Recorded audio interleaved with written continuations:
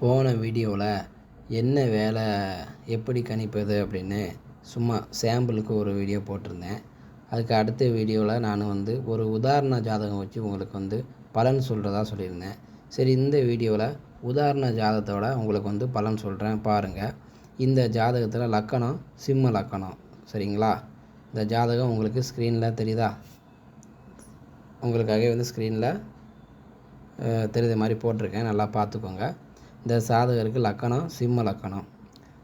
சந்திரன் எங்கே இருக்கோ அதானே ராசி. அப்போ சந்திரன் எங்கே இருக்கார்? தனுசு ராசியில் இருக்கிறாரு. ஸோ தனுசு ராசி. சிம்ம லக்கணம் தனுசு ராசி. அப்போ தொழிலை பற்றி நம்ம கணிக்கிறதுக்கு விதிப்படி அவருக்கு என்ன தொழில் அமையுது, மதிப்படி என்ன தொழில் அமையுது அப்படின்னு பார்க்க போனால் லக்கணத்துக்கு 10ஆம் பாவத்தை பார்க்கணும். விதிப்படி அவருக்கு அமையக்கூடிய தொழிலுக்கு லக்கணத்துக்கு 10ஆம் பாவத்தை பார்க்கணும். அப்போ சந்திரனிலிருந்து 10ஆம் பாவம் மதிப்படி அவர் அறிவு என்ன சொல்லுது, அவருடைய மைண்ட் செட்டு எப்படி இருக்குது, என்ன வேலை பார்க்கக்கூடிய மைண்ட் செட் அவருக்கு இருக்குது அப்படின்னு தெரிஞ்சுக்கிறதுக்கு சந்திரனுக்கு 10ஆம் பாவத்தை நம்ம சீர்தூக்கி பார்க்கணும். இப்போ லக்கணத்துக்கு 10ஆம் பாவம் நல்லா இருக்கா, ராசிக்கு 10ஆம் பாவம் நல்லா இருக்கா அப்படிங்கிறத நம்ம எப்படி பார்ப்போம்?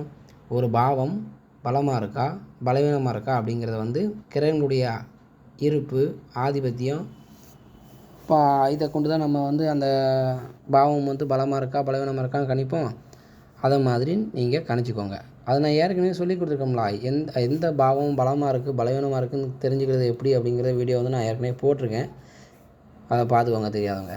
அப்போ லக்கணத்துக்கு 10ஆம் பாவத்தில் பாருங்கள், சுக்கிரனும் ராகுவும் இருக்காங்க.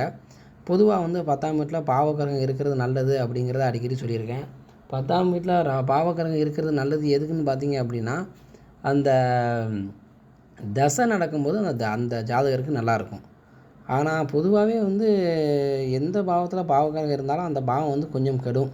அதையும் நீங்கள் தெரிஞ்சுக்கணும்.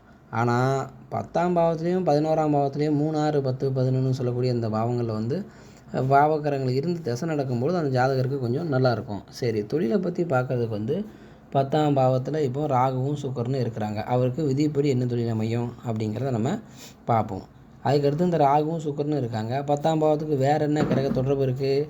செவ்வாய் தன்னுடைய 8ஆம் பார்வையாக 10ஆம் பாவத்தை பார்க்குறாரா? அப்போ செவ்வாயினுடைய பார்வை என்ன? 4, 7, 8 இந்த 3 பார்வையும் செவ்வாயினுடைய பார்வை.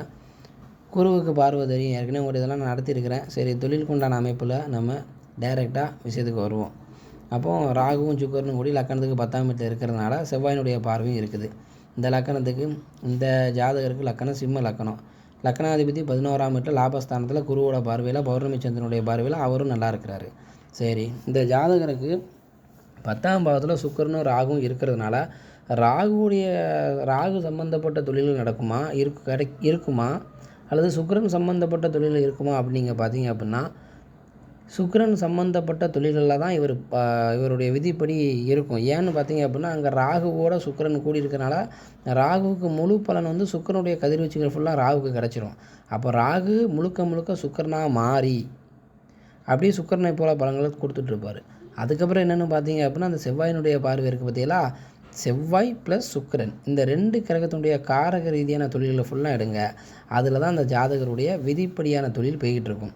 சரி, அது நல்லா இருக்குமான்னு கேட்டிங்க அப்படின்னா, நடக்கிற தசைக்கு தகுந்தாற் போல் அந்த தொழில் விருத்தி ஏற்றத்தாழ்வு கூடுதல் குறைவு இது எல்லாமே அந்த ஜாதகருக்கு நடக்கக்கூடிய தசா புத்தி ரிலேட்டடாக தான் இருக்கும். சரிங்களா?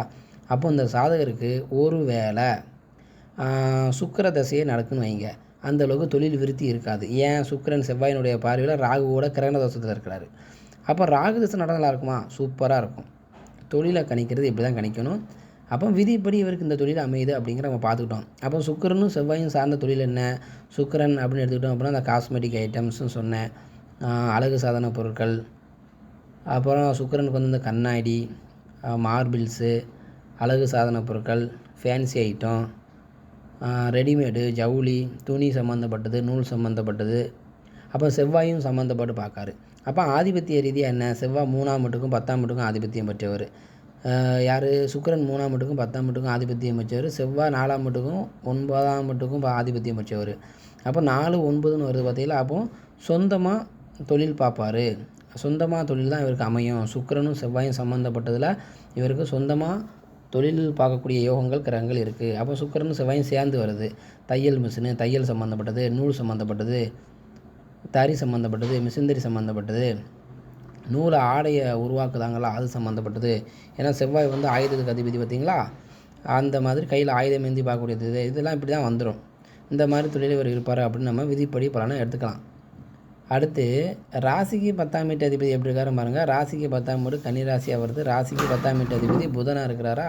புதன் வந்து 11ஆம் வீட்டில் இருக்கிறாரு. அப்போ ராசிக்கு 10ஆம் வீட்டு அதிபதி